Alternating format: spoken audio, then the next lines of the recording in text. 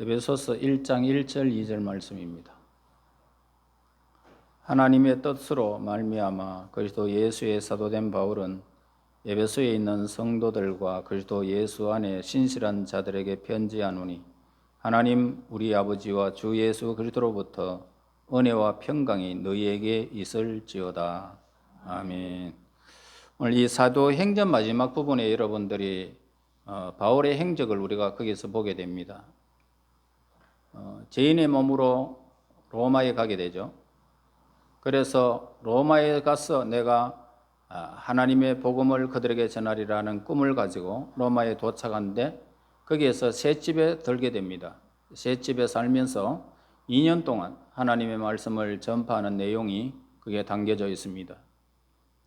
바울은 3차 전도 여행 때에 첫 무렵에 어디 가느냐 하면 3년 동안 에베소 교회에서 목회하게 됩니다.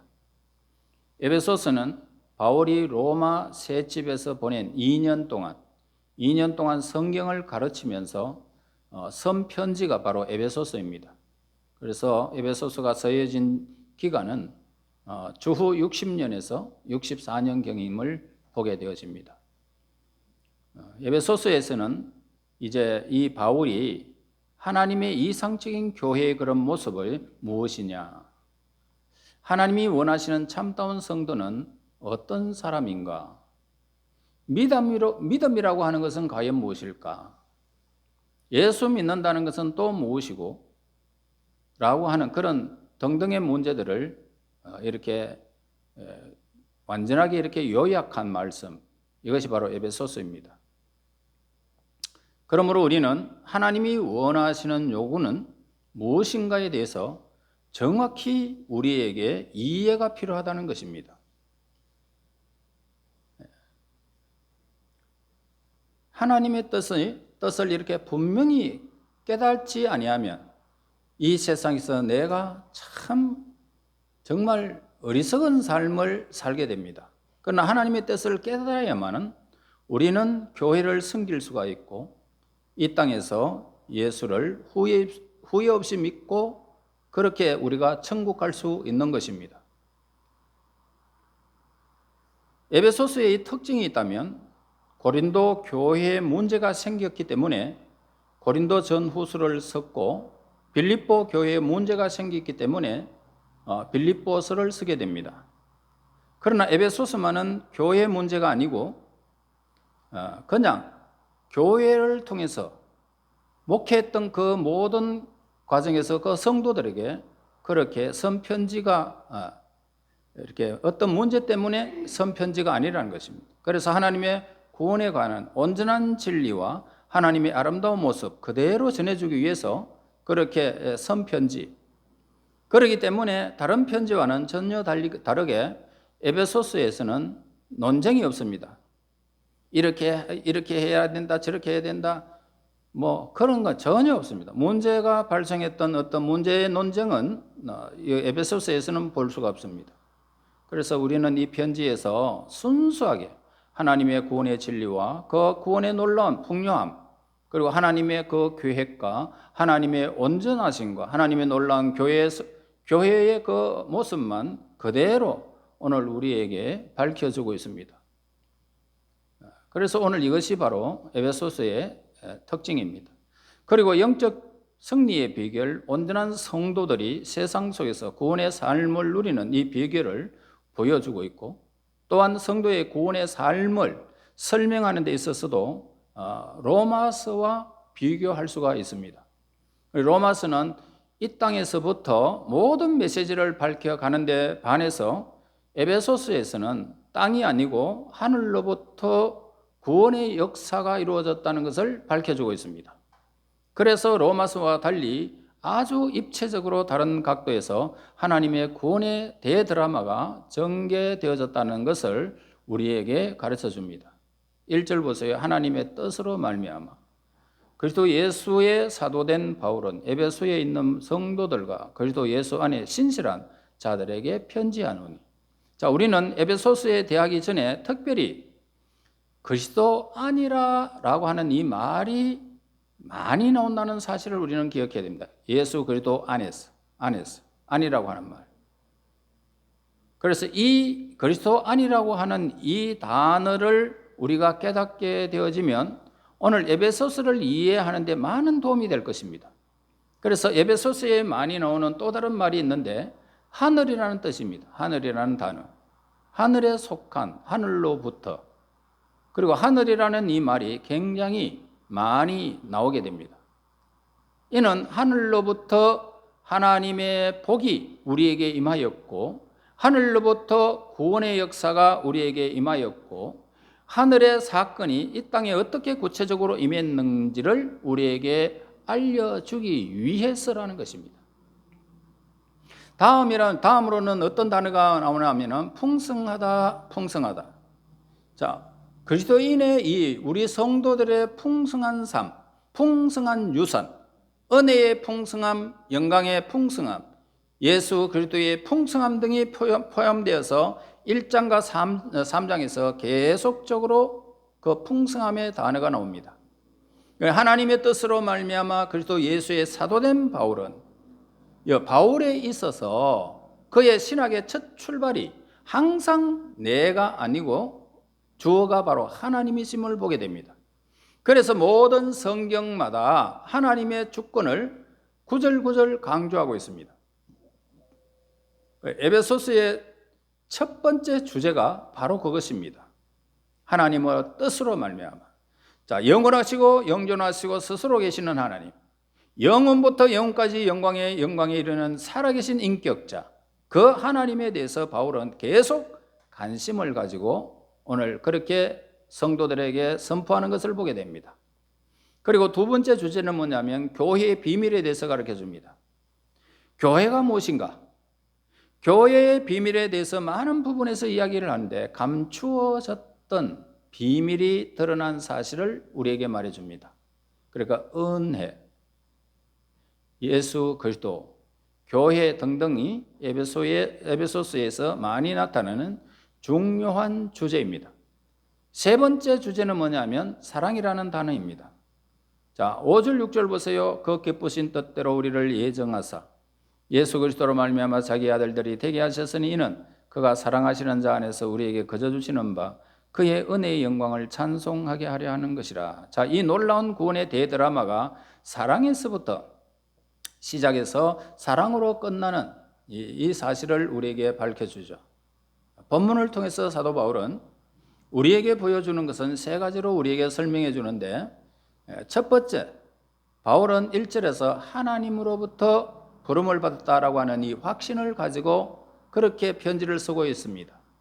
로마서 1장 1절의 말씀에 보니까 예수 그리스도의 종 바울은 사도로 부르심을 받아 하나님의 복음을 위하여 택정함을 입었다라고 고백합니다. 그러니까 바울은 자기가 그리스도의 종이라고 선언을 합니다. 그리고 사도라고 그렇게 말을 하고 있죠. 그런데 사도와 종이 된 것은 자기 스스로 되고 싶어서 된 것이 아니고 하나님이 그렇게 시켜서 그렇게 되었다라고 우리에게 말씀하고 있습니다. 고린도전서 1장 1절에 보면 하나님의 뜻을 따라 그리스도 예수의 사도로 부르심을 입은 바울은 갈라디아서 1장 1절에도 말합니다. 사람들에게서 난 것도 아니요 사람으로 말미암은 것도 아니요 오직 예수 그리스도와 그를 죽은 자 가운데서 살리신 하나님 아버지로 말미암아 사도된 바울은 그 다음에 빌립보서 1장 1절에도 그리스도 예수의 종 바울과 디모데는 그리스도 예수 안에서 빌립보에 사는 모든 성도와 또한 감독들과 집사들에게 편지하노니, 골로새서 1장 1절에도 마찬가지입니다. 바울은 기타 다른 편지들에게도 나의 나 된 것은 하나님의 은혜로 됐다고 그렇게 고백을 하고 있습니다. 바울은 모든 편지를 시작할 때 동일한 고백을 합니다. 내가 이렇게 사도되고 부름을 받은 것은, 그리스도의 종이 된 것은 나의 뜻대로 된 것이 아니고 하나님의 은혜로 말미암아 하나님의 뜻대로 하나님의 부름을 받았어. 그래서 이렇게 편지를 쓰는 것이고 전도하는 것이고 내가 하나님 말씀을 외치는 것이고 이렇게 사는 것이다. 이렇게 말을 정리하는 것을 보게 됩니다. 자, 이것이 신앙의 첫 출발임을 가르쳐 줍니다. 신앙은 나에게서 출발하는 것은 결코 아니죠. 신앙은 하나님으로부터 우리는 출발하게 됩니다. 내가 하나님을 찾아온 것이 아니고 내가 먼저 하나님을 사랑한 것도 아니고 내가 먼저 하나님을 선택한 것도 아니고 하나님께서 먼저 나를 찾아오시고 그냥 참 이 세상에 아무것도 아닌 나를 사랑하시고 나를 선택한 것이라는 것입니다. 그래서 바울은 만일 하나님이 나를 택하셨다면 하나님이 나를 사랑하셨다면 누가 우리를 송사하리요? 누가 우리를 괴롭히리요? 누가 우리를 죽이리요? 누가 우리를 의심하리요? 이렇게 고백을 하고 있습니다. 하나님이 나를 선택했다면 하나님이 나를 사랑했었다면 누가 여러분들의 길을 막을 수 있느냐는 것입니다. 이것이 바울의 신앙, 여러분의 고백이 되어야 됩니다. 하나님이 나를 사랑했었다면 하나님이 나를 선택했었다면 내가 이 땅에 살아가는 날 동안 무슨 문제가 있겠느냐는 것입니다. 왜 많은 사람들이 신앙을 흔들릴까요? 바로 이 확신이 없으면 우리는 신앙생활에 힘을 잃어버립니다. 많은 사람들이 절망합니다. 왜 좌절합니까? 왜 희망이 보이지 않습니까? 하나님이 나를 선택했다는 이 사실이 없기 때문에 하나님이 나를 사랑했다면 우리의 길은 하나님께서 원하시는 길로 걸어가게 되어 있단 말입니다. 전혀 의심할 필요가 없습니다. 이 세상에 여러분들의 낮아지는 것이 결코 없습니다. 그들을 섬길 뿐이지 힘이 없어서 그렇지는 않습니다. 하나님의 은혜를 왜 받지 못합니까? 오늘 하나님이 나를 선택하고 나를 이 세상에 못난 나를 사랑하셨다는 이 확신이 있다면 우리는 날마다 은혜의 삶을 참 겸손한 삶을 살지 않을 수가 없습니다. 이 교회를 하나님이 우리에게 주셨다는 이 성도 한 사람 한 사람의 확신으로부터 교회는 이루어져 가는 것입니다. 하나님이 나를 부르셨다는 이 확신은 우리에게 모든 부분에 적용이 되어야 됩니다. 아내를 하나님이 주셨다라고 생각해 보세요. 아내가 얼마나 사랑스럽습니까? 우리 자녀들을 하나님이 주셨다고 생각해 보세요. 우리 남편을 하나님께서 나에게 꼭 필요한 나에게 주셨다는 것을 깨닫게 된다면 우리는 모든 것을 그들을 위해서 희생할 각오가 되어 있지 않겠습니까? 희생해야 되고 사랑해야 되고 조건 없이 그냥 그들을 하나님께서 우리에게 주셨다는 사실을 깨닫고 그들을 품게 되는 것입니다. 자, 남편에게 당신이야말로 하나님이 예비하신 하나님의 사람이요 내 남편입니다. 이렇게 고백해야 됩니다. 하나님이 나에게 예비하신 사람이 바로 당신이고 하나님께서 나에게 이 가정을 통해서 이렇게 우리의 삶을 펼쳐갈 수 있는 것이 하나님의 사랑 때문입니다. 하나님 은혜입니다. 이런 확신이 있어야 됩니다. 이 확신이 없으면 가정은 행복해질 수가 없습니다.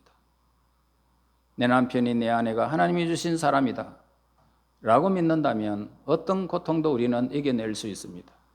우리에게 꼭 필요한 사람이기 때문입니다. 다른 사람 만나도 그렇게 우리는 살아갈 수 없어요. 직업에 있어서도 내가 밥 먹기 위해서 한다라는 생각을 우리가 버려야 됩니다. 하나님이 주신 직업이다. 하나님께서 나에게 꼭 필요한 직업을 나에게 주셨다. 이 확신이 있어야 됩니다.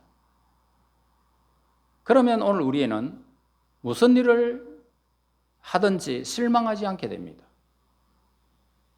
어느 학교에 내가 어떤 아이들과 만났는지 그것도 다 하나님이 우리에게 예비하셨다는 사실을 깨닫게 된다면 우리 학생들은 전혀 실망하지 않습니다. 나는 이들보다 하나님께서 허락하신 이 사건을 내가 더 존중할 것이다. 그러면서 그 가운데 우리는 행복하며 공부도 할 수 있고 생활할 수 있습니다.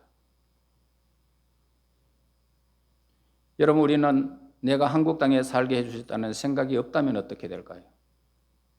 나는 이 땅이 싫어. 이렇게 생각하면 우리가 가는 곳마다 저주스럽고 내 삶이 부끄럽습니다. 그러나 한국은 하나님이 나에게 주신 한국이다. 이렇게 생각하면 우리에게는 이 한국이 너무나 아름답습니다. 발자국 닦는 것마다 하나님이 예배하신 길이기 때문입니다. 그러나 하나님이 나를 고난의 역사 속에 보내셔서 영광을 돌리게 하셨다고 여러분 생각하게 된다면 이 땅은 영광스러운 땅으로 변화되어지고 여러분의 삶의 모든 지경이 아름답게 될 것입니다. 그러므로 내가 살고 있는 모든 환경, 이 모든 것들은 하나님이 예비하신다는 이 사실을 확신하게 된다면 여러분들은 이 땅에서 전혀 실망스러운 일을 하지 않고 내 삶을 하나님께로 향하여 우리는 항상 하나님께 감사하며 만족한 결실을 여러분들이 보게 될 것입니다. 바울의 사역은 이 확신에서부터 시작했기 때문에 바울은 내가 살든지 죽든지 그리스도가 나를 통하여 종기 되기를 원한다고 했습니다. 그래서 그는 감옥에 있을 때에도 돌에 맞아 죽을 뻔했어도 강도의 위험을 받고 도적의 위험을 받고 40에 하나 가난한 매를 5번이나 맞아도 굶주리고 마음의 사형 선고를 받은 키막힌 실존적인 고민에 빠졌을 때에도 결코 그는 하나님을 의심하지 않았고 모든 것은 하나님의 계획대로 내가 간다는 사실을 알았기에 그는 그 고통을 감내하며 환난 중에도 늘 감사하며 기뻐했던 것입니다. 그래서 바울은 그 순간, 죽는 순간까지 하나님께 충성할 수 있었고 결과적으로 그의 충성 때문에 전 유럽이 복음화된 것입니다. 저는 여러분들에게 간곡히 부탁합니다. 모든 환경은 하나님이 우리에게 주셨다. 하나님이 계획하셨고 내 삶을 인도하신다는 이 확신이 있기를 바랍니다. 그래서 우리 가정은 하나님 만들어주신 가정이고 내 자녀는 하나님이 주신 자녀이고 이 확신이 있을 때 어떤 시련도 저와 여러분 이겨낼 수가 있고 감당할 수 있는 능력도 우리에게 주실 것입니다. 그 다음에 바울이 에베소 성도들을 향하여 쓰는 표현에 대해서 우리가 살펴보고자 합니다. 1절 후반절 보면은 바울은 에베소에 있는 성도들과 그리스도 예수 안에 신실한 자들에게 편지하노니 자, 어떤 성도들은 교회 오는 시간 외에는 안 믿는 사람들과 별반 차이가 없습니다. 똑같이 세상적이고 똑같이 물질적이고 세상 사람이 하는 대로 똑같이 따라가는 사람들이 있습니다. 그런데 성경은 믿는 사람들은 뭐라고 말합니까? 성도다 라고 우리에게 말해줍니다. 구별된 사람들이다 이 말입니다. 성경에서 말하고 있는 성도가 우리에게 늘 구별된 사람임을 가르쳐주죠. 그래서 우리는 구별된 사람이라는 것입니다. 그러니까 헬라어로서는 하기오스, 도덕적으로 깨끗하고 윤리적으로 깨끗함을 의미하는 것이 결코 아닙니다. 구약에서 하나님의 백성이다라고 말했을 때에 선택된 민족이었다, 구별된 민족이었다는 그런 의미를 가지고 있습니다. 그러므로 그들의 가슴 속, 마음 속, 생각 속에 늘 잠재했던 것은 뭡니까? 나는 구별된 사람이라는 이 잠재의식이 있었습니다. 그래서 우리는 하나님으로부터 특별히 구별받은 사람이다. 특별히 부름받은 사람이다. 이 확신이 여러분들에게 있어야 됩니다.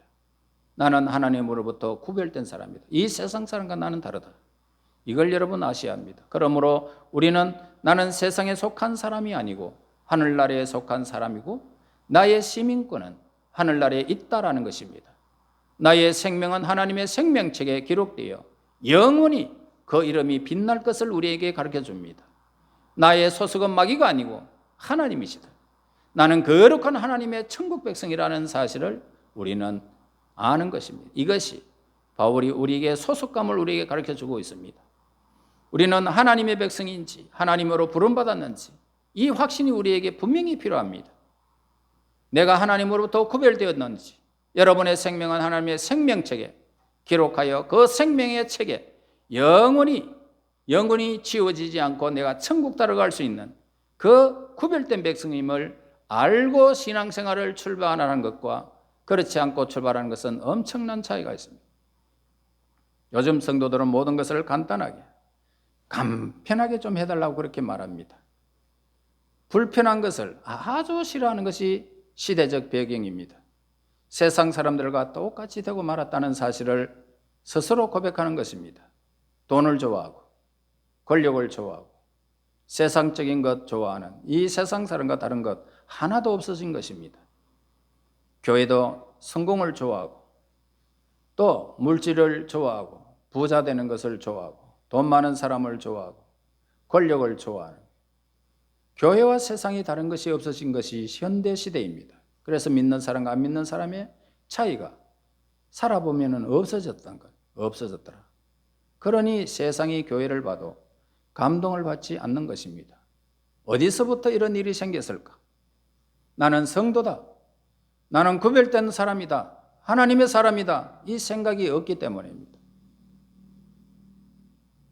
그래서 내 안에는 하나님의 생명이 잉태되어 그 생명이 지금 이 세상에 허물로 죽은 백성들과 전혀 다르다는 이 생명이 근원이 사라졌다면 우리의 삶은 너무나도 어렵게 될 것입니다. 그러므로 오늘 성도라는 구별된 백성이라고 하는 이 뜻에는 중요한 뜻이 있습니다. 이건 뭐냐면 하나님의 성도다 그러면 하나님 성도답게, 하나님의 성도답게, 하나님 백성답게 그렇게 사는 사람을 성도라 합니다. 구별돼 가지고 사는 사람, 죄를 안 짓는 사람이 결코 아닙니다. 죄를 지을 수 있습니다. 그러니까 성령의 역사로 말미암아 죄를 안 지으려고 노력하는 사람, 그래서 죄를 미워하고 싫어하는 그런 사람, 불의를 미워하고 싫어하는 그런 사람, 그래서 죄를 미워하는 마음이 체질적으로 변화되어 심령이 깨끗해지고 거룩의 옷을 입고 청결의 옷을 입고 예수의 피로 영혼이 정결해진 사람은 바로 성경에서 우리에게 성도다 이렇게 부름을 받고 있습니다. 가장 큰 문제가 있다면 예수 믿는 사람이 타락한다는 것입니다. 예수 믿는 사람이 도덕적으로 성결하지 못하고 거짓말도 잘하고 세상 사람과 똑같아진 것에서부터 하늘의 심판이 임한다는 것입니다. 그러므로 예수 믿는 사람은 거룩에 대한 그런 열망이 우리에게 있어야 됩니다. 십자가를 바라보면서 날마다 누구를 닮아가야 되겠습니까? 예수님을 닮아가고 예수님처럼 좀 살고, 그리고 예수님의 생각처럼 우리는 그렇게 좀 생각하고 예수님의 생활과 같이 그렇게 생활하고 그의 사람 대하는 방법이 예수님께서 사람을 대하는 방법을 우리가 배워서 사람을 그렇게 대해야 하고 그의 말이 깨끗하고 그의 인간관계가 그렇게 깨끗해야 함을 가르쳐 줍니다. 자, 예수 믿는 사람은 신실한 자들을 즉 보정수표라는 표시가 있어야 됩니다. 저 사람은 보정수표다. 일을 한번 맡겨놨더니 틀림없다. 돈 문제에 대해서도 틀림없다 이렇게 말해야 됩니다. 그때 예수님께서 우리에게 칭찬의 메시지를 우리에게 주실 것입니다. 요한복음 20장에 보면 도마가 나옵니다. 그러면서 도마에게 이렇게 말합니다. 네가 내 옆구리에 손에 만져봐라. 내 손도 만져봐라. 그래서 예수님이 왜 도마에게 손과 옆구리를 만져보라고 했을까요? 도마는 의심이 많았죠. 나는 예수님의 옆구리와 손을 만지지 않고는 나는 예수님이 살아났다는 것은 나는 알지 못하겠노라. 그래서 도마야 이리 오너라 예수님이 나타나셔서 옆구리와 손을 만져보라고 했습니다. 그때 도마가 뭐라고 고백합니까? 나의 주 나의 하나님입니다. 이렇게 무릎을 꿇고 예수님을 영접하게 됩니다. 오늘 예수 믿는 사람은 믿을 만한지 객관적으로 볼 때 예수 믿는 사람이라고 하면은 보정수표가 되어야 됨을 우리에게 가르쳐 줍니다. 과연 요즘 예수 믿는 사람 믿을 만한가? 신뢰할 만한가? 그 사람 말은 믿을 만한가? 이런 등등의 얘기를 들으면 참 마음이 아프게 되죠. 과연 직장에서 사람들이 나를 가리켜 저 사람 물어보면 확실하다는 이 사실, 평가받는 사람이라면 그 사람은 틀림없습니다. 성도입니다. 저 사람한테 가면은 정말 거짓이 없는 말을 소리를 들을 것이다. 그런 사람은 신실한 사람입니다. 그러므로 어떤 사람이 성도입니까? 이 사람이 여러분 주위에요. 이렇게 신실한 사람들이 여러분 주위에 10명만 있어도요. 세상은 변해버립니다. 로마의 권력 앞에 엄청난 이교도의 우상 앞에 그리고 헬라 사상 앞에 그렇게 초대교회가 나사렛 예수님이라고 하는 이 한 청년이 죽은 사슬 하나 때문에 전체를 완전히 뒤엎어버리고 말았습니다. 그때 그리스도인들은 소수였습니다. 그러나 로마 전체를 완전히 복음화되고 말았습니다. 예수님 때문에, 소수의 성도들 때문에. 그 사람들이 로마 전체를 뒤엎어말 능력이 그들에게 있었던 것이 과연 무엇일까? 그러니까 이 세상 사람들 방법대로 살았던 사람들과 예수님께 속한 제자들의 삶은 전혀 달랐기 때문이죠. 지금 예수 믿는 숫자가 아무리 많아도 세상은 끄떡하지 않습니다. 어느 정치인은 우리 엄마가 권사고 어쩌고 저쩌고 아무리 해도 끄떡하지 않습니다. 초대교회 사람들은 신실하여 하나님을 경외하는 사람들이었습니다. 그래서 오늘 이 에베소서에서 가장 많이 나오는 단어가 또 세 번째로 많은 것은 그리스도 안에라고 하는 그런 단어입니다. 이것은 예수님 내 안에, 내가 예수님 안에 있다는 것을 의미합니다.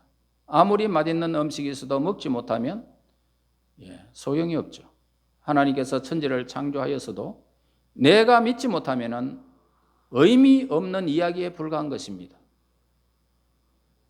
예수 그리스도와 연합된 것, 함께 세례를 받고 함께 부활에 참여하는 것, 예수님의 구원 사건이 구체적으로 나의 것이 되는 것, 예수님의 능력이 나의 것이 되는 것, 바로 그리스도 안에 있다는 그런 의미인 것입니다. 교인과 교회가 내용 없이 부흥하는 것은 참 저주라고 생각합니다. 장소가 좋아서 교회를 지었기 때문에. 여러분, 한 사람 한 사람, 성도 한 사람이 신실한 성도가 되어야 됩니다. 성자같이 사는 사람, 그리스도 안에서 살려고 애쓰는 사람 모일 때 그 사람을 통해서 기적을 일으키는 것입니다. 그때 하나님은 일하기 시작하죠. 마지막으로 여기에 나타난 성도의 신실한 자요 그리스도 안에라는 사람 받는 두 가지 축복을 말해주고 있습니다. 두 가지 축복. 그것은 뭐냐 하면 은혜와 평강이라는 것입니다. 은혜는 믿음의 시작이고 평강은 믿음의 끝입니다. 그러니까 은혜는 셈의 원천이요 구원이기에 이것 없이는 우리 성도들의 삶이 시작되지 않는다는 것입니다. 하나님 은혜가 우리에게 임하면 오늘 우리는 기쁨으로 즐거움으로 하나님을 섬길 수 있는 그런 신앙의 길을 들어서게 되고 믿음의 길을 들어서게 됩니다. 은혜로 우리는 구원을 받았습니다. 그러므로 은혜는 구원과 믿음의 시작이 은혜입니다. 그러면 은혜 받은 사람의 결국은 무엇일까? 바로 은혜 받은 사람은 평안하다는, 평강이 우리에게 있다는 것입니다. 예수님이 우리에게 마시면 우리에게는 평강이 임하게 되어 있습니다. 무슨 일을 만나도 두려워하지 않습니다. 우리가 하나님 앞에 서는 날 그날까지, 천국에 서는 그날까지, 눈을 감는 그 순간까지 성도가 가져야 할 결론이 뭘까? 그것은 바로 평화라는 것입니다. 하늘로부터 내려오는 그 평화, 이 평화는 하나님께서 우리에게 임하시는 평화인 것입니다. 그러므로 은혜와 평화의 주인은 하나님이심을 가르쳐 줍니다. 이 은혜와 평화는 예수 그리스도로 말미암아 예수님을 믿음으로 말미암아 저와 여러분들에게 주어진 것입니다. 예수님을 통해서 하나님이 베풀어 주신 이 은혜와 평강이 가정의 삶과 가정에 충만하기를 바랍니다. 그리고 여러분이야말로 성자요 신실한 그리스도인들입니다. 그리스도 안에 있는 사람이 되어야 함을 우리에게 가르쳐 줍니다. 예수 안에 여러분들이 있어야 됩니다. 그러면 예수 안에 은혜와 평강이 있습니다. 나는 하나님으로부터 부름을 받았다. 나는 하나님의 사람이다. 이 확신을 가지시고요. 여러분, 이제 여러분들의 가정에서 생활하면서 모든 삶터전에서 발걸음 닿는 곳마다 하나님의 부름받은 사람에 가는 그 일, 하나님이 여러분들을 불렀다면 반드시 하나님의 계획이 여러분 속에서 이루어진다는 것이고, 또 하나님의 사람이라는 확신을 가지게 되면 오늘 우리는 예수 그리스도로 말미암아 예수 안에서 은혜와 평강을 누리는 자가 된다는 사실을 우리에게 가르쳐 줍니다. 사회에서, 직장에서 여러분 늘 평강의 주인공, 은혜의 주인공들이 되시기를 예수님 이름으로 축원합니다. 하나님 감사합니다. 우리를 죄악 가운데서 구원하사 하나님으로부터 구원을 받게 하시고 부름을 받게 하시고 성도로 구별하여 우리를 세우심을 감사합니다. 이 확신이 우리의 삶 속에 있어서 우리의 생애가 참으로 빛나기 원합니다. 복음으로 무장되어 하나님의 사람으로 신실한 사람으로 이 세상을 살아가게 하시고 참으로 주어진 귀한 일들을 하나님의 영광을 위하여 쓰임받는 하나님의 부름받은 사람, 하나님의 확신의 놀라운 사건을 가정과 직장 사회에서 나타내는 사람 될 수 있도록 도와주시옵소서. 예수님 이름으로 기도하옵나이다. 아멘.